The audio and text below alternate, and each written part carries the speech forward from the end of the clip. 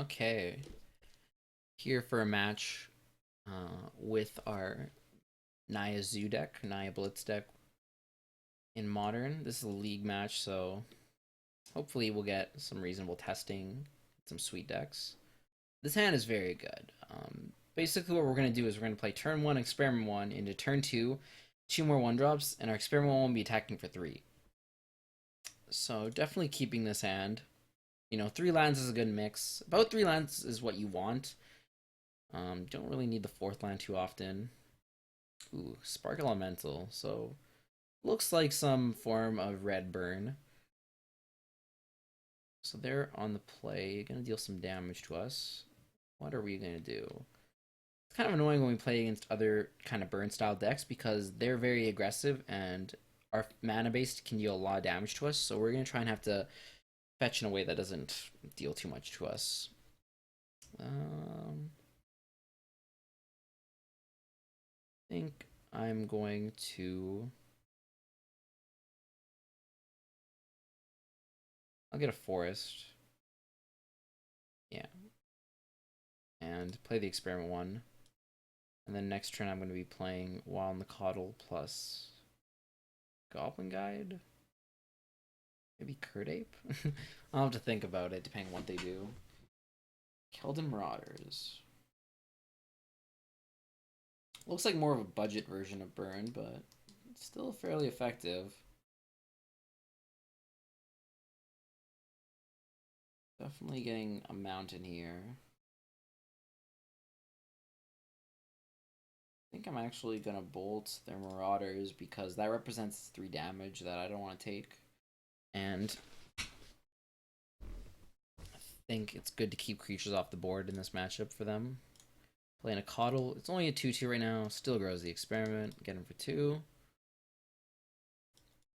The thing against these kind of burn decks is that we have the inevitability in the sense that our creatures are better and they'll be able to kill them for sure by the end of the game. So they have to hope that their burn spells, being like pseudo haste creatures, is good enough to kill them before we kill them, or to kill us before we kill them. Here I'm going to fetch 4.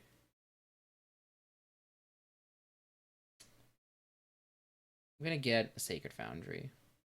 I want to make the Wild and the Coddle 3/3. And trying to think if I can kill them this turn. So we can play Goblin Guy, attack for 7, put them to 11. Then next turn, we will be able to attack them for 10. It's 1 short. That's unfortunate. I'm gonna still play this. I'm gonna attack with everything because there's a lot of top decks that put them dead next turn, and I don't believe we'll lose the following turn, but they can always just throw burn spells at our face.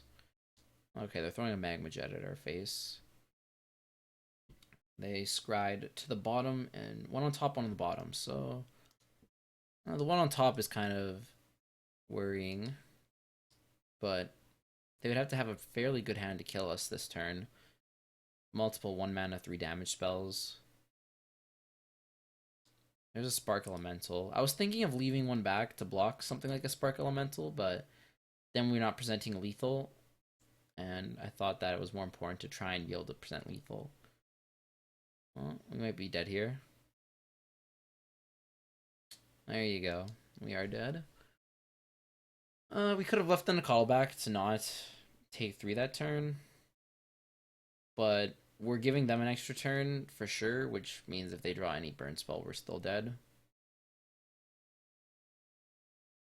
It was just rough taking damage off our fetch lands there. But against them, we're going to bring in our Helixes and our Unlife for sure. And against Burn, I'm not a huge fan of Rancor because it's just +2 damage, but that's not too relevant. Gore-Clan's not crazy good either. The matchups where the trading and creature combat don't really matter, you just want to side out those kind of cards. And those are usually the first cards to leave. Like Gorklans, Rancors, Paths, and like Bushwhackers are usually the cards you side out. But it depends on the matchup, of course. Just trying to think if I want to bring in another Path.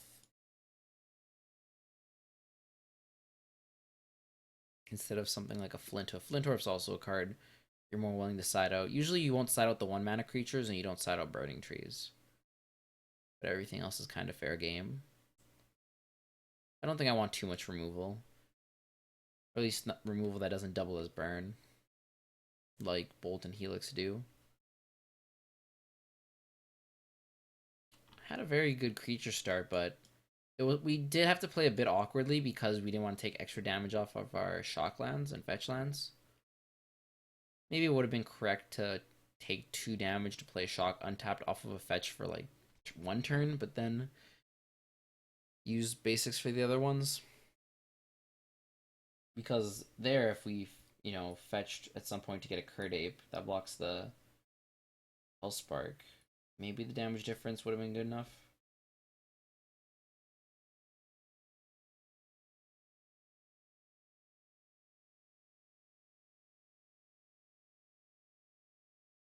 Okay, game 2. On the play. Good for us. This hand is not good for us, because no land's no good. Sometimes that'll happen. We are playing very few lands. Here... Oh, this hand's rough. 4 lands is already kind of flooding out, and we don't have good creatures. I think I'm going to mulligan again. Just because this hand's just not aggressive enough. And they're going to run us over with burn. This hand's not much better, but I'll keep it because at least we have a 1-drop and a burn spell that can deal with their creatures. I'll take 2 here. Get a 2C Nikado into play. Next turn we'll fetch for stomping. It'll be a 3/3. Being down 2 cards is pretty huge here, but like I said, having our creatures that can be reoccurring sources of damage is one benefit to playing this over burn. Burning Tree Emissary.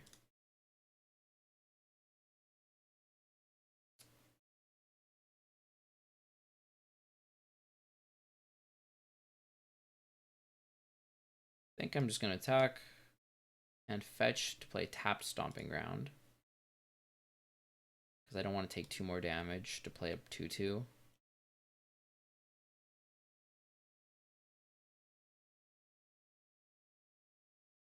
Searing Blaze. Very good card in these matchups. Pretty big blowout.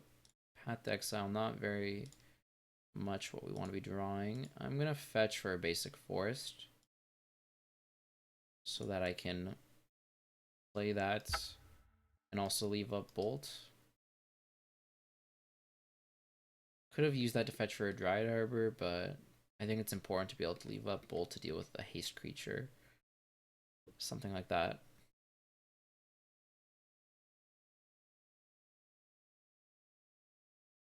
There's a Marauder. I might not Bolt it. I might actually just Path it.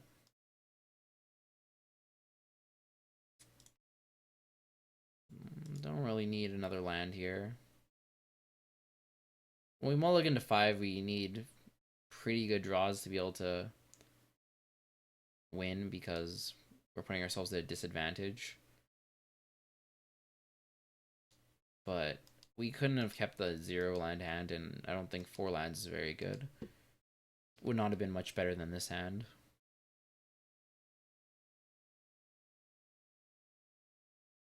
Hellspark Elemental. And Spark Elemental, just the whole team of elementals.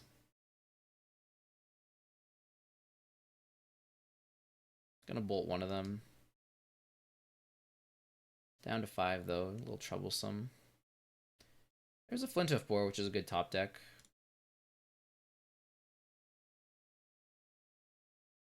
I don't think... Maybe I'm supposed to hold this back.